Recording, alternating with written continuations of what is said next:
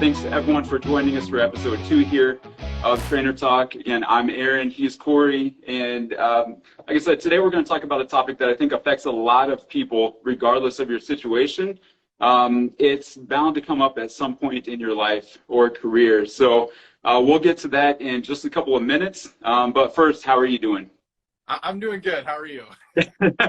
I'm pretty good. Yeah. Technology is always interesting, but Sure. but yeah. How's your week going so far? Are you getting in all of your workouts? How is that side going? Yeah. So actually, my week is a good microcosm of our topic today. Right. I had to adjust my schedule just based on various things. So like, we're gonna go see the in-laws this weekend. So my normal out time is Friday evening, afternoon, and we're gonna be driving that time. So I had to shift things around. And then even today, my wife told me, or we just changed things. Like my wife had some stuff at the job, so I'm gonna have to go pick up my daughter from daycare. I didn't really plan on doing that. So if I want to work out today, I can't do what I was going to do, which is go to the gym and do something. So I will probably implement something we're going to talk about today, things which I actually am planning on doing. So okay. But yeah, the workout this week's have been good. How about you? Pretty good so far. On a kind of a regular plan as far as my workouts, I guess, but just like you, I'm pretty busy throughout the week between my responsibilities here at Human Kinetics, between training my clients and the athletes at the gym, and it just kind of seems, I don't know if it's almost routine at this point that I don't have as much time as maybe I used to get in all of my workouts. And like you said, that's something we're going to talk about today, is like how to get in some type of workout and kind of stay on track with your plans, with your goals, even if you don't have a lot of time. Yeah. So I know that one of the things we talked about leading into this topic is, first off, just having the right mindset. And I don't know if you can start talking about that a little bit there, just having the right mindset going into your week or into that workout. Well, I think especially for people who are coaches, trainers, who got degrees or have education in our field. So especially like if you started in undergrad and then through grad school, you just naturally have more time. And right. Learning how to construct workouts, we're learning like what needs to be done to achieve a certain goal or outcome. And then we get into a situation where you might not have time to take 3 minutes in between your strength and power sets to desired effect or achieve the proper outcome, like per typical guidelines. Or you might have this idea in your head of, I need this many sets per session or per week for hypertrophy gains and whatnot. And then we get jobs, kids, schedules, professional obligations, and all of a sudden we can't really do what we used to do. So it's a total mindset shift. It's a total almost like skill shift, in my opinion, of like you need to almost recontextualize your view of what it constitutes like a quote unquote good training session or good workout. And that's really hard. I mean, that's really hard for people when they have that shift in just like what they used to be able to do and what they can do now. And I think what happens a lot of times, or it can happen to really anybody, but I think sometimes trainers and coaches are particularly susceptible because, again, we've got this almost idealized thought or concept of what a good training session or workout plan is. And it's just so easy to fall into the trap of, if I can't do that, I'm just not going to do anything. Right. And this like all or nothing, mindset of like, well, if I can't do this, I'm just not going to do it. Or if I can't go all out, or if I can't train for 90 minutes a session, then I'm not going to do it. And we just know that can't happen because in the pause stop button. Right.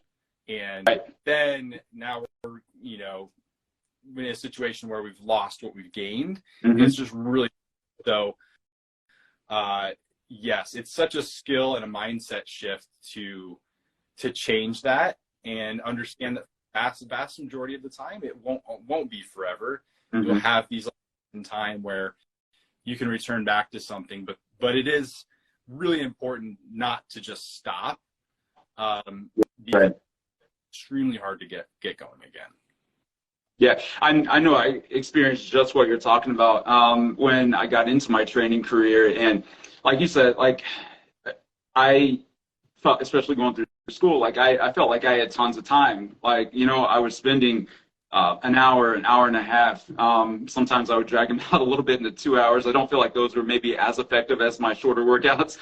You can probably relate there just because you end up wasting time. But yeah, it was such a shift going from, you know, those hour-long or 90-minute workouts to all of a sudden I'm feeling more successful because my schedule's filling up. And that, I mean, that's obviously the goal. But then all of a sudden it's like I'm spending so much time helping out other people that now I need to find a way to fit in my own workouts. And that was a little bit of a struggle at first because I did have that mindset, even though I probably shouldn't have, where I thought, well, I don't have a full hour to get in my own training session, so I'm just going to go over here and maybe get in some other work and just completely blow off my workout. And it didn't take too long where I started to feel a little stagnant, maybe a little lazy because I wasn't getting in anything at all. And I thought, I have to completely shift my mindset at this point because otherwise, I mean, I could go weeks without, you know, getting my own training. And it's kind of counterintuitive to one of the reasons that we get into this profession. Because I think a lot of trainers and coaches get into it thinking, you know, I love to work out, so that's what I want to do for my career. And then you realize that it's not exactly the same as what you maybe pictured it to be in the beginning. So, but I think that's the case too. I think in that sense, we can relate to maybe people that aren't in the industry at all. And, you know, maybe they have that regular like 9 to 5 schedule, 8 to 5 schedule, and they feel like they don't have enough time. So in that sense, I can kind of relate a little more to my clients that I was training because they said that they didn't have time and they had to kind of like what we talked about in our previous session, our previous episode, where you have to schedule that in. Yep. So in that sense, I felt like I could relate a lot more to them, where I was trying to find time in my day to squeeze in at least something there. Yeah. So, going along with that, if you get that right mindset, the next step that I know we talked about is kind of knowing your goals going into that week or going into that session to, you know, try to save even more time. Because if you make it to the gym or you make it into that kind of window that you have to get in your workout, if you don't know your specific goals or a plan going into that, then, I mean, you're still going to be lost and you're going to be wasting even more time. Yeah. And I think that I think, you know, getting into this actual strategies, that's like base level, you know, step number one is have, you know, one of the biggest time wasters you can have is to show up or get to your workout and be like, what am I going to do? You know, like, yep. I mean, even if it's not exactly what you, again, think it should be, or if you're typically someone who cares about a particular goal like strength or hypertrophy or mobility, whatever it is, you still got to have a plan. And I promise doing something if that plan is going to be better than just not doing anything, like we said earlier. So first and foremost, you have a plan, have something you know you're going to do. So when it's time to get dressed or whatever, or like us and kind of wear workout clothes all the time, right? you don't have to think about, oh, what am I going to do today? What muscles am I going to work? Or what movements am I going to do? Just got a plan and go. And then sometimes you're going to be way more efficient than you realize. I think that's exactly right. And like, speaking of, not only do you need to have a plan going into that to that particular day or that particular session, if you are that crunched for time throughout your week, chances are your schedule is going to be fairly similar from day to day. I think it's even more important to have a plan for the entire week. so that if you do only have, 20, 30 minutes to get in some type of workout, then maybe you can carve out enough time each day, or at least, 3 days a week maybe. And you can split up your workouts a little differently. If you plan ahead, then you will be able to do that a lot more easily than if you, like you said, just go into it blindly, thinking that, all right, I'm here. Like I need to get something in, but you don't really have that plan going in to last you the entire week and to kind of, I guess, take control of that week. Did you have anything else on that as far as the planning? No, I think, again, that's just like the first and foremost, just make sure you've got that. And of course, like the next step is, well, like what kind of plan is it? What type of plan should I look for? I mean, we're going to talk about that today, but yeah, I think let's maybe dive into some of the specific strategies that you and I have outlined as far as like, Okay, yeah. Hey, here's things you can do, or here's things you can maybe tweak to maybe if you have an existing plan to make that plan even more efficient or time saving. Right. Yeah. So one thing, I mean, the first place that I would go in terms of that is maybe going more towards a circuit style workout. I think everyone's seen it. You go to a gym and maybe you see someone's taking up the only like one of two like barbell bench press stations. And they'll put in a set or get in a set, and then they'll just kind of sit there and take their 2 to 3 minute rest break before they go into another one. Like I totally get that. If you have time to go with that training method, perfectly fine. But at the same time, I think it's more like time saving, like we talked about in our title here, more I guess efficient if you can do more of like a split in your circuit style. So say you are getting in that set on your barbell bench press, and then while you're letting your upper body rest there, I mean, you can go do like a lower body exercise, or you can get in some core work, much more efficient with your time in that sense, as opposed to, extending your workout and taking those like timed rest breaks in between where you're just kind of sitting there and not getting any extra work in. Yeah. I mean, one of the easiest ways to instantly adapt what you're doing is to, number one, make sure you're pairing exercises together, or try something like that, like doing just like straight sets of one exercise, all those sets, and then going on. Yeah, I mean, there's lots of workouts written that way, but those tend to take a lot longer. So at minimum, pair exercises, or maybe take your workout or your session and just turn it into a circuit. Right. I feel like we should preface a lot of our strategies by saying that these tend to fit better for more general fitness goals. Again, if you have a very specific goal, like you're a power lifter, a bodybuilder, or an athlete, these aren't going to like be like the standard, this is what you need to do for strength or hypertrophy. But again, these are going to be better than not doing anything. And actually, you actually might find that might spur some new gains, to be honest with you. Right. If you're like a power lifter, when was the last time you actually did a GPP phase? Like when was the last time you actually focused on, increasing work capacity? So taking, one of your days, provided it's mostly like a total body type day, and turning into a circuit, doing that for a block of time might actually like be good for you. It might be beneficial.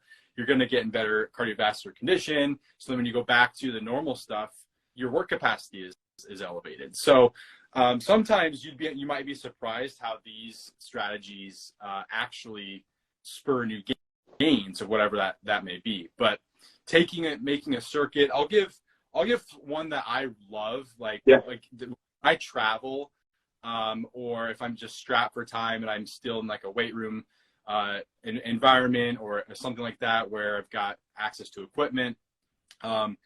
Like what I love doing is I'll just take like a lower body dominant exercise, whether that's like quad focus, like quad dominant, hip dominant, whatever it may, just a lower body focus, an upper body push movement, an upper body pull movement, and then depending on what I want to do, that fourth exercise or fourth movement or whatever you want to call it is like a cardio type. So that could be Okay. bike, that could be rower, that could be jump rope, could be, jumping jacks, like whatever you want to do, mountain climbers, something like that. Or it'll be like an isolation type exercise. So Okay. if I want to work on arms that day, it'll be triceps or biceps or a single joint shoulder exercise, or it could be core, like a core exercise. So again, like lower body dominant, like a lower body exercise, upper body push, upper body pull, and then cardio, core, or isolation, and that's your circuit. Right. Hit on everything, and you can kind of tailor it towards your goals. And you know what? If you still care about strength, do it for lower reps and maybe add some rest, increase your rest time in between. If you don't care as much, or if you're going more for hypertrophy, you know what the hypertrophy ranges might be. Maybe you're doing the 8 to 12 rep ranges. Again, you're adjusting the rest period. So you can still gear a lot of these methods towards what a goal might be for you.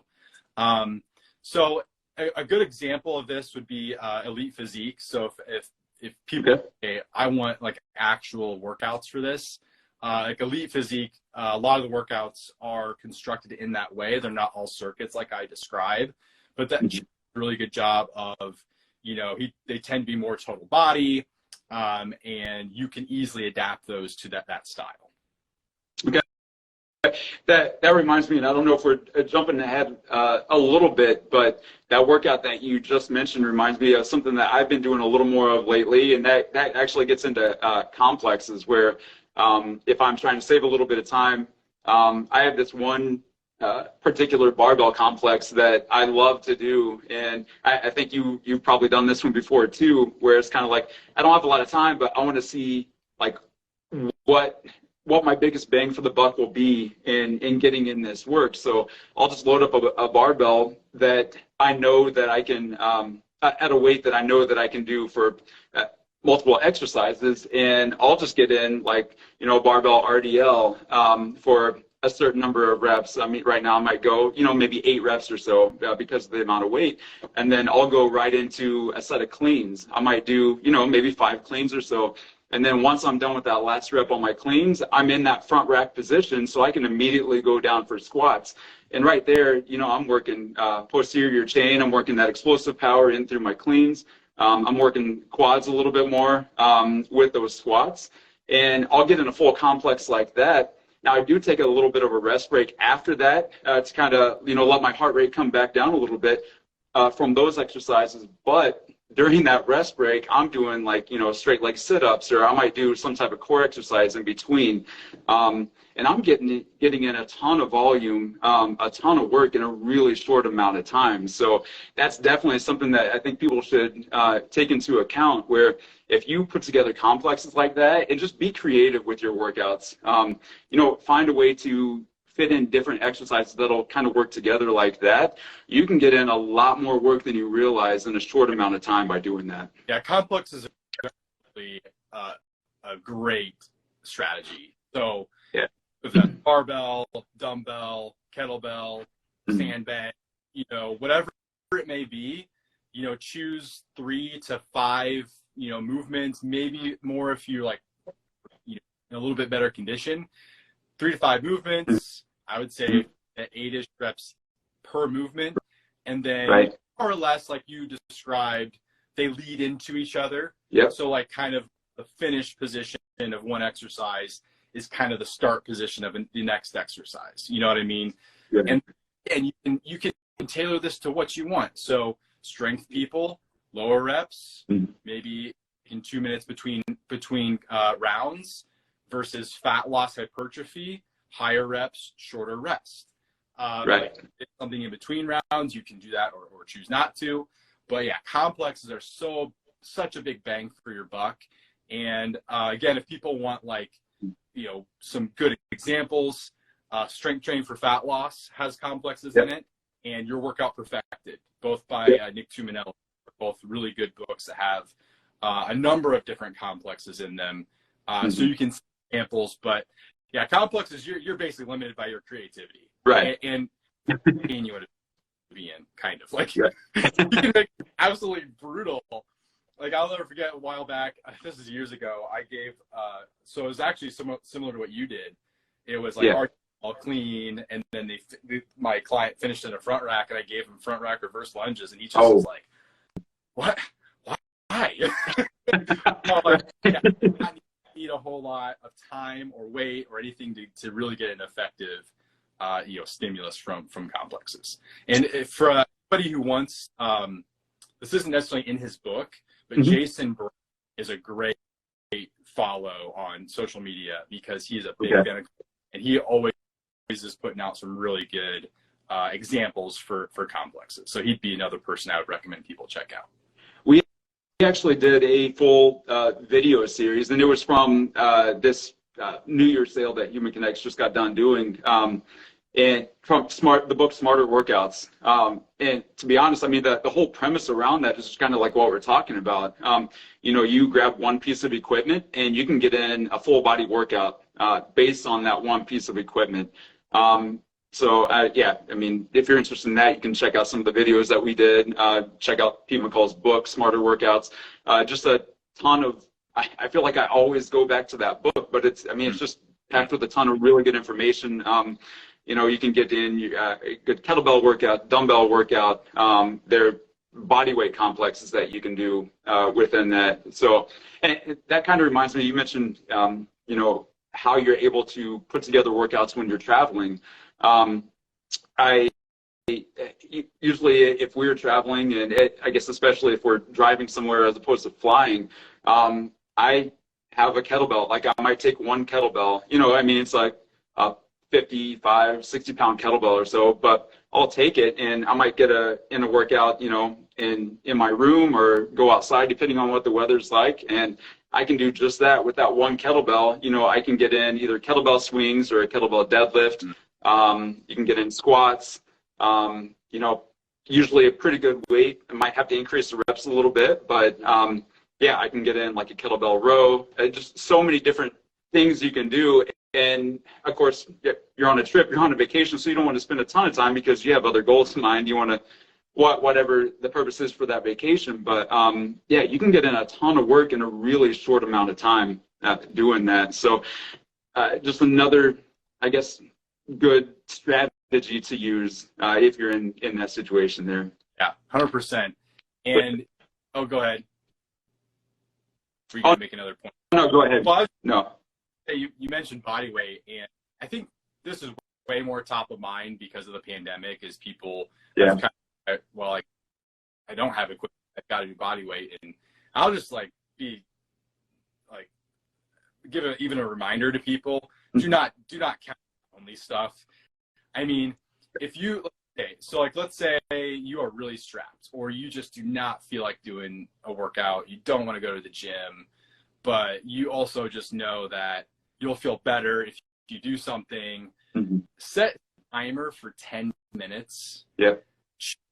Again, a circuit or whatever of 5 body weight movements. Make it total body, and do as many rounds as you can in 10. I promise you, that is very, very hard, and you'll feel better at having done something.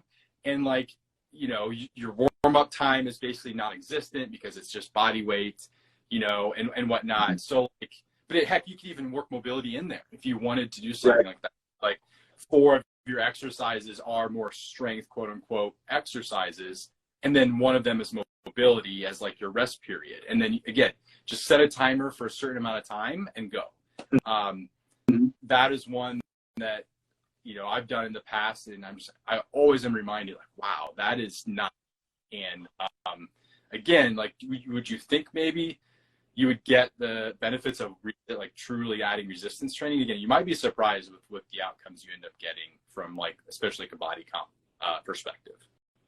Yeah, and I always relate that back, something you said there to, I've had clients maybe more in the group setting a little bit. I mean, you might have a guy that's breezing through, like a dumbbell bench press. You get really strong using barbell or dumbbell bench press. But we had a guy before that, honestly, we didn't have weights heavy heavy enough for him at that point. So he was asking like what we could do to, kind of compensate for that. And the response was do push-ups. And he was a bigger guy, very strong, but he got down on the floor, tried to do push-ups, and he struggled. Just because like I think there's a difference between, and you know this, between moving a little bit of weight and using your body weight. Chances are someone that can lift, get in a heavy barbell bench press or a heavy dumbbell bench press, their push-ups might not be that great. So you're still going to get a ton of benefit by doing those body weight exercises that you're not used to doing all the time. So yeah, if you're lacking for equipment or if you're lacking for time, I guess we can approach it this way. If you have a job where maybe you don't think you can make it to the gym, you're in an office setting and you just don't have the time to get out. Take a break, get up from your desk, go down to the floor, do some push-ups, do a set of push-ups, maybe do a set of body weight squats. And I think this leads into something that you were talking about before we got on, kind of that idea of like breaking up your workouts through the day just to at least get in something and stay active there. Yeah. And this is another mindset shift, right? And yeah, us work from home people have no excuse here. So like right. If you don't have the 20 to 60 minutes to just like block of time, there's nothing to say you can't do a couple minutes throughout the day, like split up. You're going to naturally take a break at some point. You're going to naturally, and you probably could take a break at some point. We obviously know there's benefits to that. So right. You're going to take a 10-minute, 5-minute break. Again, spend 2 minutes of that break doing something. Again, like you could do it as I'm going to go back and forth between squats and push-ups, and I'm going to get as many reps as I can in 2 minutes, or whatever it may be, and do that 5 times throughout the day or 3 times throughout the day. That's still going to be better than not doing anything. Right. And I know, like, from a, if you're at an office, it's kind of like, well, how weird do you want to look, or how much embarrassment do you? It's probably a little easier than most places, but again, like many people work from.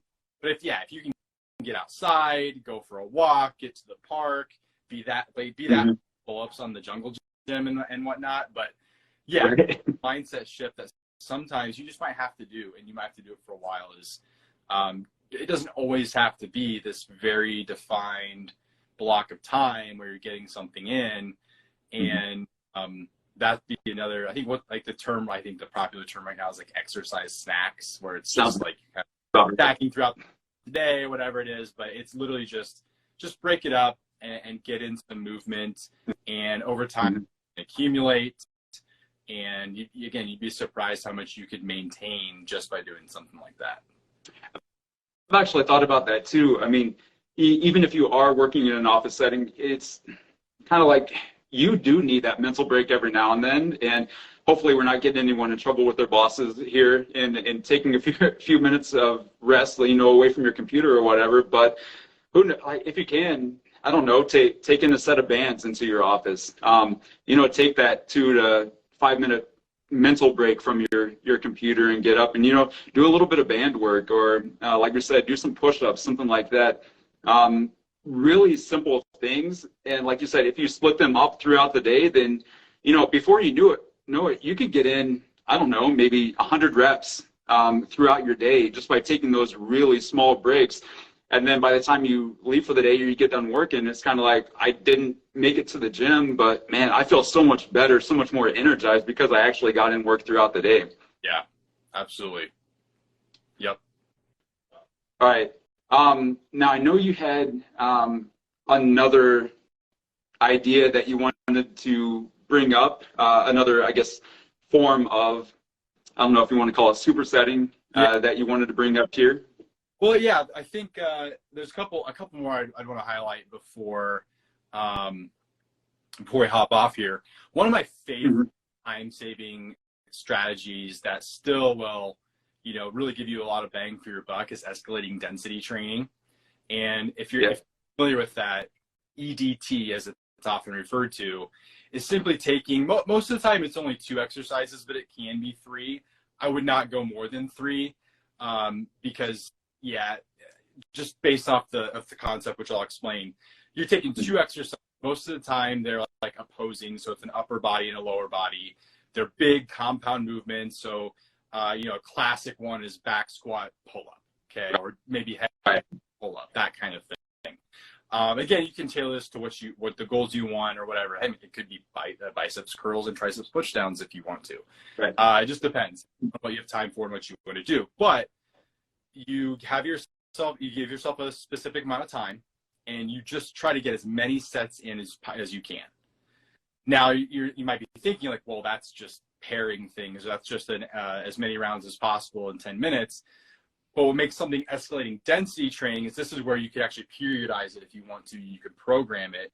So let's say you set for 10 minutes, you're doing squats and pull-ups, you get 20 sets in.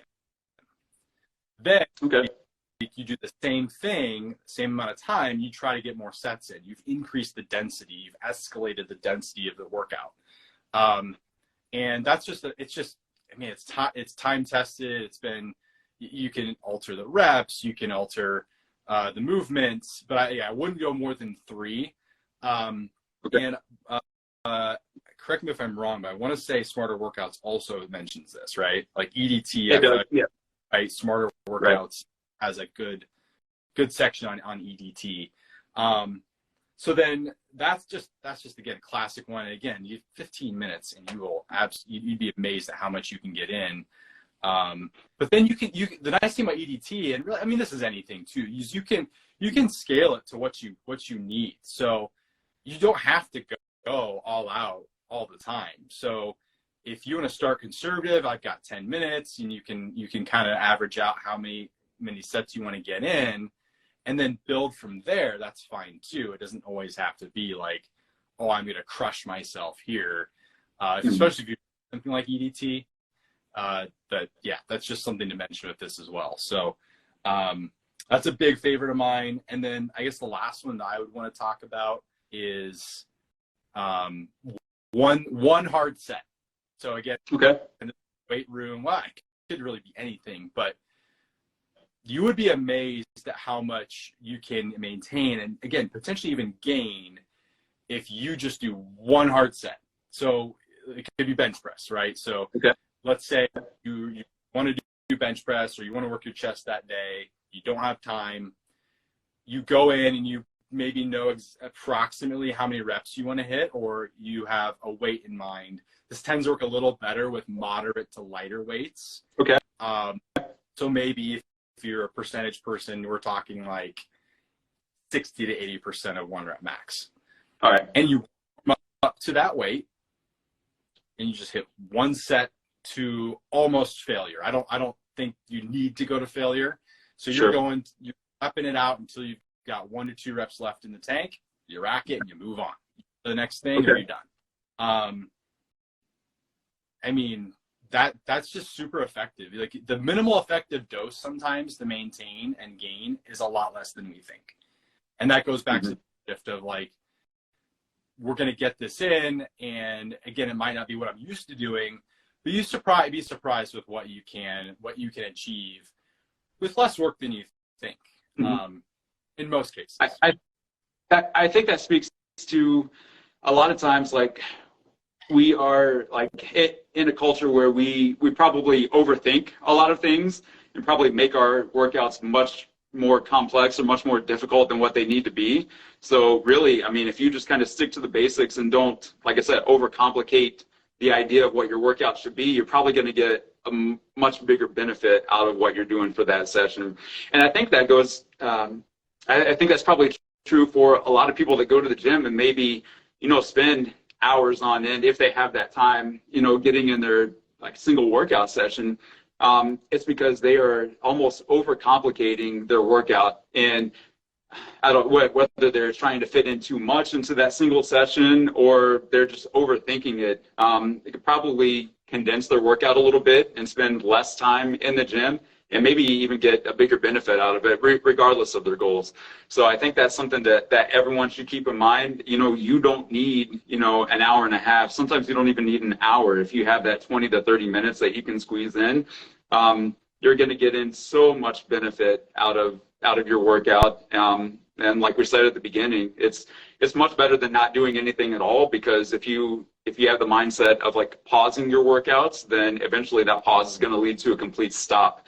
And then, you're going to be completely off track, and then you're going to be, getting back into the mode of like, I used to do this. Now how do I get back on track and actually get into my workouts again? So, yeah, for sure. Easiest. It's just easiest never to lose what you've got.